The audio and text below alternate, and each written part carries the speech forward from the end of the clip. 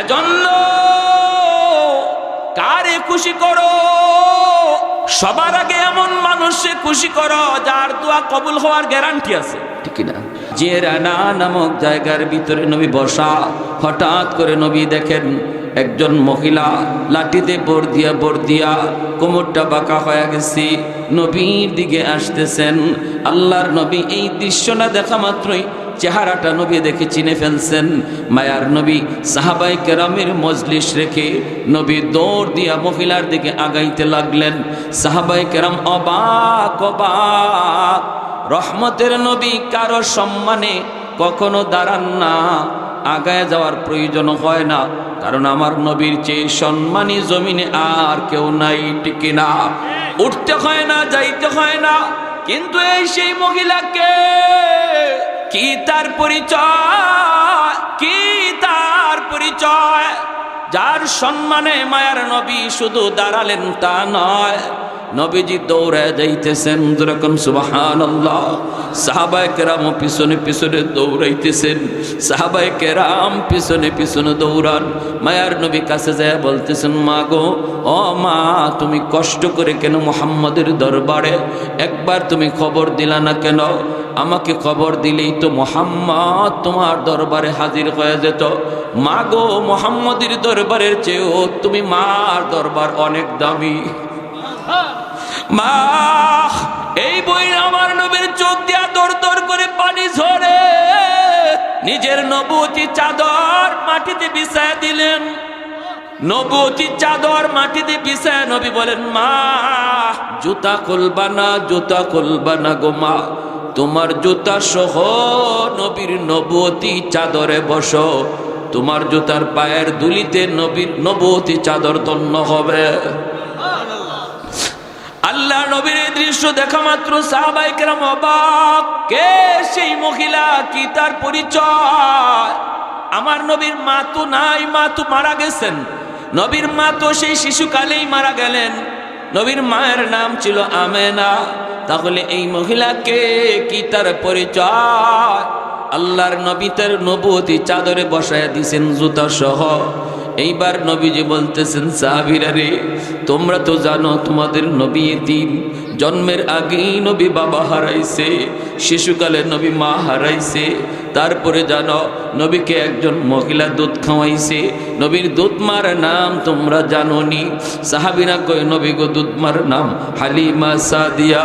আল্লাহর নবী বলেন, সারা জীবন শুধু নাম শুনেছো, নাম শুনেছো, জীবনে কোনোদিন দেখো নাই, আজকে নিজের চোখে দেখে নাও। নবীর নবুয়তি চাদরে যিনি বসলেন, ইনি আর কেউ নন, ইনি নবীর দুধ মা, যার নাম হলো হালিমা সাদিয়া। করাচির হজরত নামাজ পড়েন, আর দেখেন একটা যুবক ডান হাত কাপড় দিয়ে পেঁচানো। তো উনি নামাজ শেষ করার পরে যুবককে ডাক দিলেন, ডাক দিয়ে বলতেছেন, যুবক, তোমার নামাজটা আমার বড় পছন্দ হয়েছে, কিন্তু ডান হাত কাপড় দিয়ে পেঁচানো কেন, কাপড় দিয়ে পেঁচানো কেন? এই কথা বলতেই যুবক বলতেছে, আল্লাহর ওলি, আমার ডান হাতে পচন শুরু হয়েছে, দুর্গন্ধ বের হয়। এই পচনের দুর্গন্ধ এত খারাপ, যদি আমি কাপড় দিয়ে পেঁচায় না রাখি তাহলে মসজিদের ভিতরে দুর্গন্ধে কেউ টিকতে পারবে না, এজন্য পেঁচায় রাখি। আল্লাহর ওলি তখন বলেন, যুবক, কেন তুমি কি কোনো ডাক্তার দেখাও না? যুবক বলতেছে, আল্লাহর ওলি, আমি সব ডাক্তার দেখাইছি, কিন্তু কোনো ডাক্তার আমার রোগ ধরতে পারে না, কোনো ডাক্তার আমার রোগ ধরতে পারে না। বলে, ভালো ডাক্তার দেখাও। যুবক বলে, ভালো ডাক্তার শুধু না, ভারত পাকিস্তানের যত ভালো ভালো ডাক্তার, সব ডাক্তার দেখানো শেষ, কেউ রোগ ধরতে পারে না। অ্যান্টিবায়োটিক খাই, অ্যান্টিবায়োটিক দেওয়া হলো, কিন্তু আমার রোগ ভালো হয় না। আমি তো বুঝে গেছি কেন আমার রোগ ভালো হয় না। ডাক্তাররা আমার রোগ ধরতে না পারলেও আমি আমার রোগ ধরে ফেলেছি। এই বইলেই যুবক হাউমাউ করে কাঁদতে লাগলো, চোখের পানি মুছতেছে, কথা যেন আর বলতেই পারে না, জবানে তার কথা আটকে যাচ্ছে। আর যুবক বলতেছে, ওগো আল্লাহর ওলি, আমার রোগটা কোথায়? আমি ধরে ফেলেছি, আমার রোগ হলো আসমানে, চিকিৎসা চলছে জমিনে, জীবনে কোনোদিন রোগ ভালো হবে না। আগুন লাগছে শেরপুর, পানি দেয় ফরিদপুর, জীবনে কোনোদিন আগুন নিববে না। আমার রোগ হলো আসমানে, চিকিৎসা হইতেছে জমিনে, কোনোদিন রোগ ভালো হবে না। আল্লাহর ওলি বলেন, যুবক কান্না থামাও, কি হয়েছে তুমি বলো। যুবক তখন কান্দের, আল্লাহর ওলি, আমি আমার মায়ের একমাত্র সন্তান, আমার কোনো আর ভাই নাই বোন নাই, আমি আমার মায়ের একমাত্র সন্তান, আমার মা, আমি দুনিয়াতে আসার কিছুদিন পরেই আব্বা মারা গেলেন। তারপরে আমার মাকে আমার নানা নানি মামা মামি তারা আসছিল নিয়ে যাওয়ার জন্য, অন্যত্র বিয়ে দেবে, কিন্তু আমার মা যায় না। মা বলতেছে, আমি আর দ্বিতীয় বিয়ে বসবো না। আল্লাহ আমার একটা মানিক দিছে, আমি আমার সন্তানের চেহারা দেখে জীবন যৌবন কাটায় দিব, আমি আর কোথাও বিয়ে বসবো না, স্বামীর ঘরেই আমি থাকব। এই বইলা মা আমাকে লইয়া, আমাকে নিয়ে স্বপ্ন দেখে মা জীবন যৌবন কাটায় দিল। আমি স্কুলে ভর্তি হলাম, মা আমাকে স্কুলে লেখাপড়া করাইলেন, মানুষের বাড়িতে কাম কাজ কইরা, মানুষের কাছ থেকে দাঁড়াই না, মা এইভাবে আমার লেখাপড়া যোগাইতেছেন, খাতা কলমের ব্যবস্থা মা করতেছে। হাই স্কুলও গেলাম, সেখানেও মা আমাকে মানুষের বাড়িতে কাম কইরা, আত্মীয় স্বজনের কাছ থেকে মাঝে মাঝে দাঁড়াই না, এইভাবে মা আমার লেখাপড়ার খরচ যোগাইতেছেন, মা লেখাপড়ার খরচ যোগাইতেছেন।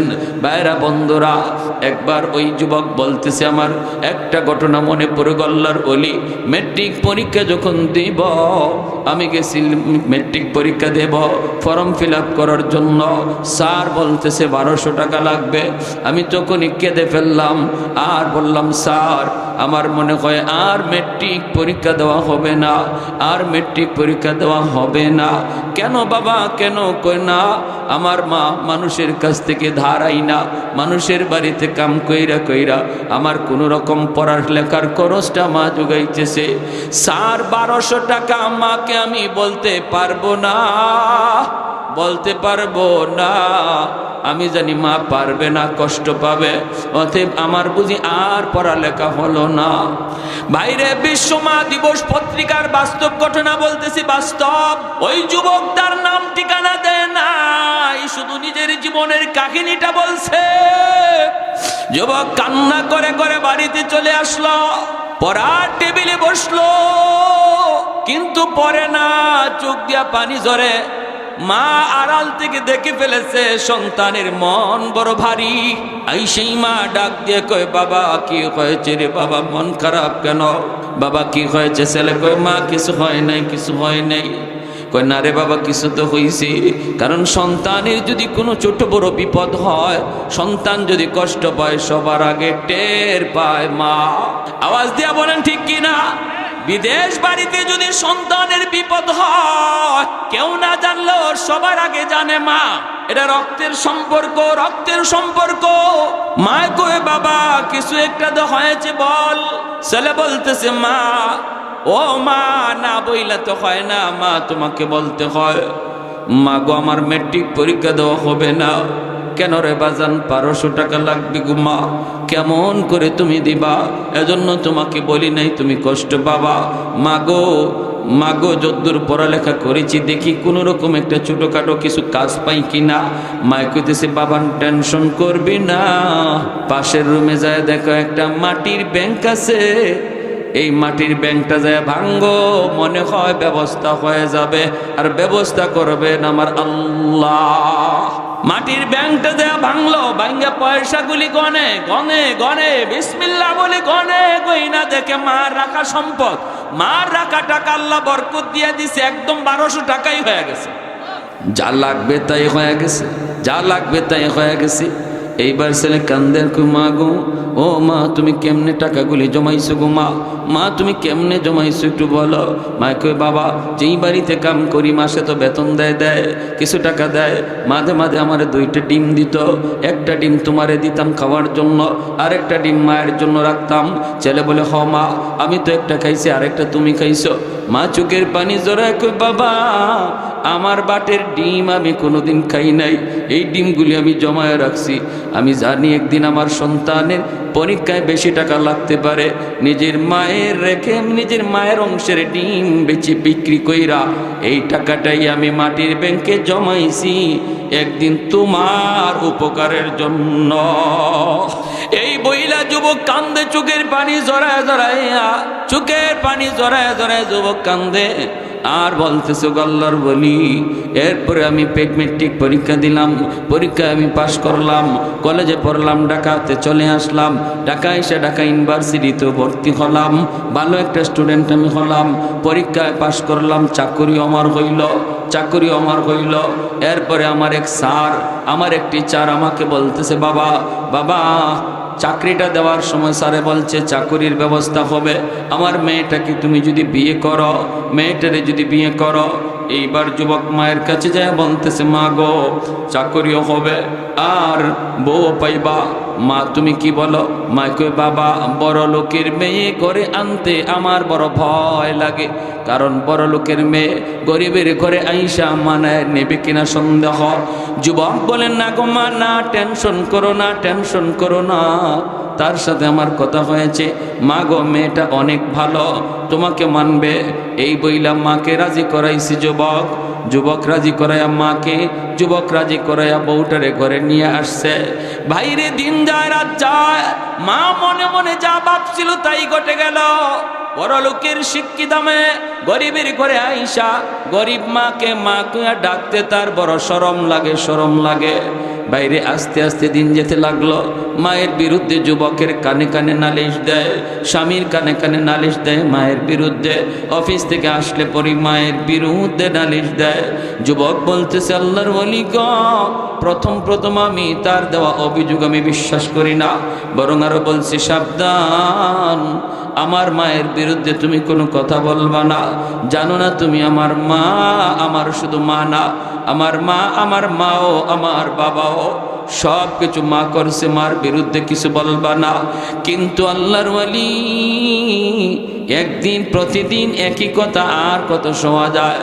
আমি তো মহব্বত করে বিয়ে করেছি, আমি তো তারে ভালোবেসে বিয়ে করেছি, এজন্য তার প্রতি দুর্বল। মার রুমে টুইকা একদিন মারে বকাবকি করলাম, ধমক দিলাম, মারে তুমি কেন ওর সাথে খালি বাজাবাজি করো? মায় কয়ে বাবা বিশ্বাস কর আমি কোনো কথা কই না, আমি কোনো ঝগড়া করি না, মূলত তোর বউ আমাকে এখানে চায় না, তার কাছে ভালো লাগে না।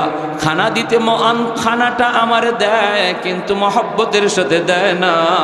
আমি চেহারা দেখে বুঝে ফেলি রে বাবা আমাকে দিল থেকে ভালোবাসে না। না রে মা না, তুমি মিথ্যা বলো, ঠিক বলে। এই বইলা ধমক দিয়াইছে। মা সারা রাত চোখের পানি জড়ায় জড়ায় কান্দে, আল্লাহ আমার সন্তান আজকে তার স্ত্রীকে বিশ্বাস করলো, আমি মাকে বিশ্বাস করলো না। মা চোখের পানি জড়ায় জড়ায় কান্দে। এইবার যুবক বলতেছে আল্লাহর বলি গো, একদিন 2 দিন 3 দিন যায় বকাবকি করি। একদিন অফিস থেকে আসার পর এমনভাবে আমার মেজাজটা আমার স্ত্রী গরম করে দিল। এমনিতে অফিসে আমার মেজাজ গরম ছিল, বাড়িতে আসার পর আর মেজাজ গরম করে দিল। আমি মার রুমে ঢুইকা মারে বকাবকি কইরা মার গায়ে আমি হাত উঠায় ফেলছি। নাউজুবিল্লাহ। যেই মাত্র মার গায়ে হাত উঠাইছি, মা চিল্লানি দিয়া কই বাবা তুই তোর স্ত্রীর কথায় আজ আমি মার গায়ে হাত উঠাই দিলি, একবারও তুই ভাবলি না আমার মার সে বাবার সে নিয়ে অন্যত্র বিয়ে দিবে?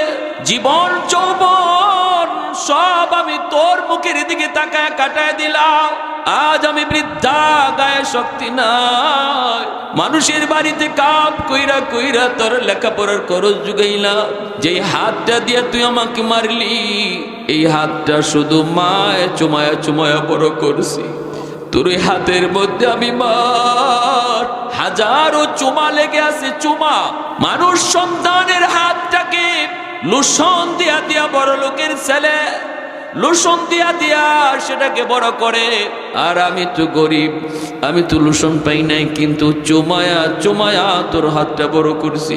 আজকে এই হাত দিয়ে বুঝি তুই মারলি, হাত দিয়ে বুঝি তুই মারলি। ঠিক আছে, যা, আল্লাহ যেন তোর এই হাত ফসায়া দেয়। যে হাত দিয়ে তুই আমারে মারছো, এই হাত যেন আল্লাহ ফসায়া দেয়। তুই যেন আমার জানাজার নামাজ পড়তে না পারো। দুইটা বদ্ধ করেছে।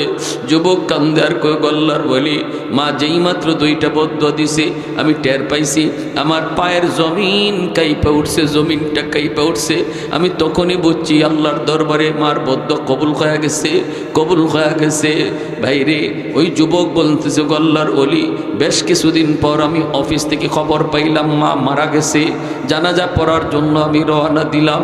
মা যে কেমনে মারা গেছে এটা মা জানে, আর আল্লাহ জানে, আর কেউ জানে না। সন্তান যখন মারে কষ্ট দেয়, মা রাতের বেলা ঘুমায় না, এইদিকে ওইদিকে করট দেয়, চোখ দিয়া পানি জরা জরা বালিশটা ভিজায়, আর শুধু অশান্তি পায়। মারে অশান্তি দিয়া তুমি ঘুমাইবা।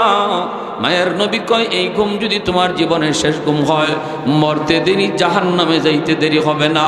মান আসবাহা মুতিআন লিল্লাহি ফি ওয়ালিদাইহি আসবাহা লাহু বাবান মাফতুহান মিনাল জান্নাহ ফাইন কানা ওয়াহিদান ফাওয়াহিদা ওয়া মান আসবাহা আসিয়ান লিল্লাহি ফি ওয়ালিদাইহি أصبح له بابان مفتوحان من النار فإن كان واحدا فواحدا قيل يا رسول الله وإن ظلما قال وإن ظلما وإن ظلما وإن ظلما নবী বলেন, সন্তান মনে রেখো, রাতের বেলা তুমি যদি বউ বাচ্চা নিয়ে ঘুমাও, এই অবস্থায় তোমার মা তোমার উপর খুশি, তোমার বাবা তোমার উপর খুশি, রাতের বেলা তোমার আব্বা তোমার উপর খুশি, মা তোমার উপর খুশি। তুমি ঘুমাইছ, সকাল হওয়া মাত্রই আল্লাহ পাক তোমার জন্য জান্নাতের দুইটা দরজা খুলে দেয়। ওয়ামান আসবাহা আসিয়ান লিল্লাহি ফি ওয়ালিদাইহি, আর যদি রাতের বেলা তুমি ঘুমাও, মার কলিজায় ব্যথা দিয়া, বাবার কলিজায় ব্যথা দিয়া, খুশি করো নাই মারে, খুশি করো নাই মার কলিজায় আঘাত। দিনে তুমি এমন একটা কথা কইছ, এমন একটা আচরণ করছো, যে আচরণে মা কষ্ট পায়, রাত্রে ঘুমাইতে গেছে, বাবা আছে, বাবারে নিয়ে ঘুমাইতে গেছে, স্বামী স্ত্রী ঘুমায়, দুজন বৃদ্ধ। এই অবস্থায় একজন আরেকজনের সান্ত্বনা দেয়, মা কান্দে আর বাবা সান্ত্বনা দেয়, কান্দো না, আর আমাদের হায়াত আর কয়দিন আছে, আমরা তো একদিন দুনিয়া থেকে চলে যাব, এখন তো তাদের এই জীবন, একটু কষ্ট পাইছো, মন থেকে বাদ দিয়া দাও। এই বইলা স্বামী স্ত্রীরে সান্ত্বনা দেয়, স্ত্রী স্বামীরে সান্ত্বনা দেয়, রাতে ঘুমায়। আল্লাহর নবী কয়, রে যুবক, এই রাত যদি তোর মরণ হয়, তোর জীবনের নামাজ, রোজা, হজ, যাকাত, তসবিহ, তাহলিল, যত ইবাদত আছে, কোনো ইবাদতে জান্নাতে নিতে পারবে না। মরতে দেরি, জাহান্নামে যাইতে দেরি হবে না। নাউজুবিল্লাহ। তাহলে রাতের বেলা আমরা ঘুমাই, জানি না এই ঘুম জীবনের কার শেষ ঘুম, কারণ ঘুমটা হলো মরণের ভাই। আমরা ঘুমের দোয়াও পড়ি, আল্লাহুম্মা বিসমিকা আমুতু ওয়া আহইয়া, আল্লাহ তোমার নামে মরতেছি, তোমার নামে জিন্দা হব। অতএব আমি নিজে বলতেছি আমি মরতেছি, ঘুম না, আমি মরতেছি। এই কথাটা নিজের মুখে বলতেছি আমরা। আল্লাহ নবী শিখায়া দিছে, বলো আমি মরতেছি আল্লাহ তোমার নামে, জিন্দা হব তোমার নামে। ঘুমন্ত ব্যক্তি আর মৃত ব্যক্তির ভিতরে তফাৎ নাই। ঘুমন্ত ব্যক্তির রূহটাও দেহ থেকে চলে যায়, মুর্দার রূহটা দেহ থেকে চলে যায়। এই অবস্থায় ঘুমন্ত ব্যক্তির রূহটা আল্লাহর হুকুমে যদি আবার ফেরত আয়, তবে লোকটা ঘুম থেকে জাগে, নতুবা আর জাগে না, জীবনের শেষ ঘুম হয়ে যায়। অতএব ভাইয়েরা, বন্ধুরা করে শুনবা, যুবক মনে রাখো, ওই ঘুমের করে যাওয়ার আগে তুমি খেয়াল রাখো, আজকের সারা দিনে কোনো আচরণে মারে কষ্ট দিছো কিনা, বাবারে কষ্ট দিছো কিনা। যদি কোনো আচরণে কষ্ট পায় তাকে আল্লাহর দোহাই, আল্লাহর দোহাই, মার কাছে যায় একটু বও, একটু খুশ গল্প করো, কথায় কথায় বলো, আম্মা গো কষ্টটা পাই, কথাটা শুই না তুমি কষ্ট পাইছো, মা তুমি মাফ করে দিও, আব্বা তুমি আমার কথায় কষ্ট পাইছো, এখন ঘুমাইতে যাই, আব্বা তুমি মাফ করে দিও, মাফ করে দিও। এই এই কথা বইলে যদি তুমি তাদেরকে একটু খুশি কইরা ঘুমাও, তারারে যদি মন থেকে খুশি করায় নিতে পারো যুবক, কেউ জানে না এই ঘুম তোমার জীবনের শেষ ঘুম কিনা। আল্লাহর নবী কয় সকাল হওয়া মাত্রই তুমি যদি জীবিত অবস্থায়ও তুমি সকাল হয়, সকাল হইতে আল্লাহ জান্নাতের 2টা দরজা তোমার জন্য খুলে দেয়। ভাইরা বন্ধুরা, ওই যুবক কয় আমি আওয়াজ পাইলাম মা মারা গেল। খবর পাওয়া মাত্রই আমি দ্রুত বাড়িতে আসতে চাইলাম, কিন্তু রাস্তাঘাটে এত সমস্যা এত সমস্যা। মায় 2টা বদ্ধ দিছিল, একটা হলো তুই যেন আমার জানাজার নামাজ পড়তে না পারো। আমি আসতে চাইলাম জানাজা পড়ার জন্য তাড়াতাড়ি, কিন্তু পারি নাই। রাস্তাঘাটে এত সমস্যা হয়েছে আল্লাহর ওয়ালি, বসতে বসতে অনেক দেরি হয়ে গেল। মানুষজন আমাকে সারাই জানাজা পড়ে ফেলল। আমি আসা মাত্র এলাকার মানুষেরা কয় বাবা অনেক দেরি হয়ে গেছে, মানুষে আর অপেক্ষা করে না, জানাজা পড়ে ফেলছি। যুবক কান্দেন কই বাবা তোমাদের কোনো দোষ নাই, কারণ আমার অফিস থেকে এখানে পৌঁছতে অন্যদিন এত দেরি হয় না, আজকে যত দেরি হয়েছে। আর কেন দেরি হয়েছে আমি বুঝে ফেলেছি, মূলত এটা আমার তকদিরের লেখা। মার একটা বদুয়া কবুল হয়ে গেছে, একটা বদুয়া কবুল হয়ে গেছে। এই বইলা যুবক কাঁদতেছে কাঁদতেছে। ভাইরে বন্ধুরা, এরপরে যুবক বলে গল্লার বলি আমি তো বুঝে গেছি দ্বিতীয় বদুয়াটাও কবুল হয়ে যাবে। তুই যেই হাত দিয়ে আমারে মারছো এই হাত যেন আল্লাহ ফসায়া দেয়, পচায়া দেয়। অল্প দিনের ভিতরে আমি দেখলাম আমার ওই হাতের মধ্যে ফুরা দেখা দিছে। ফুরা, এই ফুরা থেকে পচন দুর্গন্ধ বের হয়। এই পচা জায়গার মধ্যে পুক জমে গেছে, পুক। ডাক্তার দেখাইতে গেলাম, অ্যান্টিবায়োটিক হাই অ্যান্টিবায়োটিক দিল। ডাক্তাররা কয় আমরাও তো বুঝি না কেন তোমার পচন ভালো হয় না, কারণ এই ঔষধে তো পচন ভালো হওয়ার কথা, কেন হয় না আমরা তো বুঝতেছি না, আমরা তো বুঝি না। কিন্তু আমি দেখতেছি আমার পচন শুধু উপরে উঠতেছে, পুরা হাতটা পইচা যাইতেছে, উপরে উঠতেছে। একটা পর্যায়ে ডাক্তার বলে আর আমাদের কাছে কোনো চিকিৎসা নাই। আমি ডাক্তারকে বললাম ডাক্তার আমি জানি আমার রোগের ঔষধ কোথায়, আমার রোগ হলো আসমানে, চিকিৎসা করছো তোমরা জমিনে, আমার রোগ কোনোদিন ভালো হবে না, এটা আমার মার বদদুয়া, আমার বদদুয়া। এই যুবক বলে আল্লাহর বলি যেই বউয়ের কারণে, যে স্ত্রীর কারণে মার গায়ে হাত উঠাইছিলাম, এই স্ত্রীও আমাকে ফালাইয়া বাপের বাড়ি চইলা আরেক লোককে বিয়ে করছে। আমি এখন একা, মানুষজন কেউ আমার বাড়িতেও থাকতে দেয় না, এত দুর্গন্ধ এত দুর্গন্ধ। রাস্তায় রাস্তায় ঘুরি, চাকরি বাকরি সব আমার গেল, আপনজন প্রিয়জন সবাই এলাকা থেকে তাড়ায় দিল। এখন আমার রাস্তায় রাস্তায় ঘুরি আর মসজিদে মসজিদে থাকি। আমি এইভাবে কাপড় দিয়ে পেঁচায় পেঁচায় রাখি পছন, যেন দুর্গন্ধ কেউ টের না পায়, টের না পায়। এই সব কিছু বাপ মার ওই মায়ের বদদুয়া। এজন্যই নবী বলেছে যুবক 3 ব্যক্তির দোয়া বদদুয়া সরাসরি কবুল। এর ভিতরে এক ব্যক্তি হলো বাপ মা, তাদের দোয়া বদদুয়া কবুল। যদি দোয়া নেও আব্দুল কাদের জিলানির দোয়ার আগেও মার দোয়া বাবার দোয়া কবুল হবে। আর যদি বদদুয়া নেও বাপ মার বদদুয়া ফিরাইবার মতো ক্ষমতা আসমানের নিচে কারো না। নবীজি একদিন মদিনার মসজিদের কবরের পাশ দিয়ে যাচ্ছেন। মদিনার কবরস্থানের নাম জান্নাতুল বাকি। জান্নাতুল বাকির পাশ দিয়ে আল্লাহর নবী যাচ্ছেন সাহাবায়ে কেরাম নবীর সাথে। আল্লাহর নবী বলেন সাহাবীরা এই যে একটা কবর দেখা যাচ্ছে নতুন, আল্লাহ আমাকে অন্তর চোখে দেখাইতেছে এই কবরের মধ্যে একটা যুবকের লাশ, আর জাহান্নামের আগুনে জ্বলতেছে, সাপের কামড় খাইতেছে, আগুনে পুড়তেছে, আর মা মা কয়ে চিৎকার করে কাঁদতেছে। রহমতের নবী বলেন সাহাবীরা রে আমি তো রহমতের নবী, এই কবরের পাশ দিয়ে এই অবস্থায় যুবকের আমি চলে যাব, হয় না একটু সুপারিশ করব আল্লাহর কাছে, তোমরা আমিন আমিন বলবা। সাহাবায়ে কেরাম বলে নবী গো আপনি হাত উঠান। আমার নবী আপনার নবী, উম্মতের কষ্ট দেখলে নবী সইতে পারে না, ঠিক কিনা? দরদি নবী, উম্মতের দরদি নবী। এই জন্য নবী কই সাহাবীরা রে তোমরা কেউ দেখো না, কিন্তু আল্লাহ আমাকে দেখাইছে এই কবরের ভিতরে যুবকের আযাব আযাব, আমি একটু আল্লাহর কাছে সুপারিশ করব, তোমরা আমিন আমিন বলবা। নবী হাত বাড়ায় দিলেন, মালিক, ও মালিক, তুমি তো আমাকে রহমতের নবী বলেছ, তুমি তো রহমতের নবী বলেছ, রহমতের নবী কবরের পাশ দিয়া চলে যাবে আর কবরের ভিতরে আযাব হবে, হয় না, হয় না। আল্লাহ, আমি তোমার দরবারে সুপারিশ করলাম, আল্লাহ তুমি যুবকের কবরের আযাব মাফ করে দাও। নবী যখন আল্লাহর কাছে দোয়া চাইলেন, সাহাবায়ে কেরাম আমিন বলে আমিন বললেন, আল্লাহ তুমি কবুল করো। নবী দেখেন আযাব বন্ধ হলো না। এরপরে মায়ার নবী আবারও হাত উঠাইলেন, মালিক, ও মালিক, মালিক, তুমি তো আমাকে রহমতের নবী বলেছ, আমি তো নিজে নিজে বলি না আমি রহমতের নবী।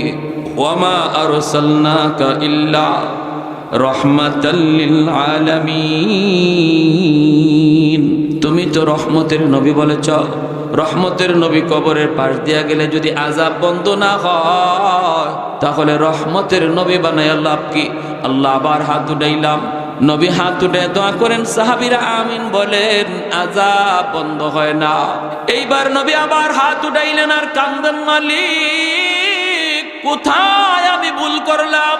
আমার হাতের দাম বুঝি তোমার দরবারে কবে গেল? এই হাতটা কোন জায়গায় অন্যায় করছে মালিক, আমি বুঝি না, আমাকে বুঝা দাও। আল্লাহ, আমার কোথায় ভুল হয়ে গেছে, আমাকে ধরে দাও। আল্লাহ পাক রব্বুল আলামিন কয়, বন্ধু, তোমার হাতের দাম কমে নাই, হাতের দাম কমে নাই, তোমার কোনো দোষ না বন্ধু। যেই যুবকের আযাব হয়, এই যুবকের মা এখনো দুনিয়ায় জীবিত, মার কলিজায় অনেক ব্যথা, মার কলিজায় অনেক ব্যথা।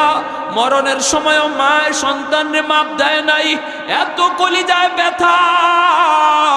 ওই মা যতক্ষণ পর্যন্ত মাফ না দিবে, আমি আল্লাহ তোমার দোয়াও কবুল করব না।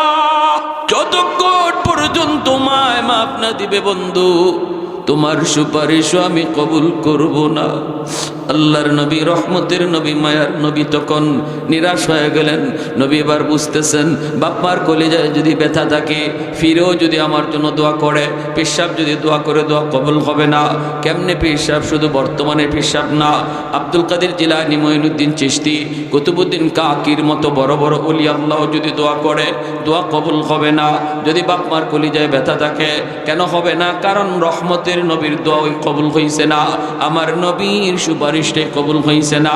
অতএব আমার পেশাব তো নবীর থেকে বড় না, নবীর সুপারিশটাই যেখানে কবুল হয় না, মার কলিজায়, বাবার কলিজায় যদি ব্যথা থাকে, নবী, রহমতের নবী সাহাবায়ে কেরামকে বলেন, সাহাবীরা রে, গন্ডগোল তো অন্য জায়গায়, তাড়াতাড়ি করে তার মারে খবর দাও, আমি নবীর সালাম যায় পৌঁছাও। সাহাবায়ে কেরাম যায় তার মাকে সালাম জানাইলেন। মা নবীর কাছে আসলেন, বৃদ্ধা মহিলা। আল্লাহ নবী সালাম জানায় বলতেছেন, মা গো, কবরখানা চিনুনি? মহিলায় কই, নবী গো চিনি, এটা তো আমার সন্তানের কবর, আজ থেকে 1 সপ্তাহ আগে মারা গেছে। আল্লাহর নবী বলতেছেন, মা, এই ছেলে বুঝি তোমারে দুনিয়াতে খুব কষ্ট দিছে, তোমারে অনেক যন্ত্রণা দিছে, তোমার অমান্য অবাধ্য হয়ে চলছে। অনেক সন্তান সমাজে বাপ মারে ঠিক মতো খানা দেয় না, বাপ মার খাওয়ানোর খোঁজখবর নেয় না, নিজের শহরে থাকে, গ্রামে বৃদ্ধা বাপ মার কোনো খবর নেই, বউ বাচ্চা নিয়ে শহরে বাসা নিয়ে থাকে, মার কলিজায় খাকা করে, হায় রে আমার সন্তানটারে যদি এক নজর দেখতাম। বাপ মা সন্তানের কাছ থেকে পয়সা করেও চায় না, চায় শুধু মন দিয়া, মুখটা দিয়া মারে আম্মা কয়ে ডাকবো, আর বাবার আব্বা কয়ে ডাকবো, আর বাপ মারে খোঁজখবর নিব। সাধ্য মতো অনেক গরিব পোলাপান নিজে চলতে পারে না, তারপরও বাপ মারে খুশি রাখতে পারে, বেশি বেশি আম্মা আব্বা কয়ে ডাক দিয়া। আবার কোটি কোটি টাকার পোলা, সেও বাপ মার দিল খুশ করতে পারে না, কারণ মারে এত বেশি খবর নেয় না, বাপ মারে এত বেশি আম্মা আব্বা কইয়া ডাকে না। ঠিক কিনা জোরে কর ভাইরা আমার? আল্লাহ নবী কই, সাহাবীরা যাও। মহিলা আসা মাত্রই নবী বলে, মা, কবরখানা চিনুনি? মহিলায় কই, নবী গো, আমার সন্তানের তোমারে বুঝি ভীষণ কষ্ট দিছে। মহিলা চোখের পানিটা নিচের দিকে ফেলাইয়া দিছে, কথা কয় না, কাঁপতেছে, টুটটা কাঁপতেছে মহিলা।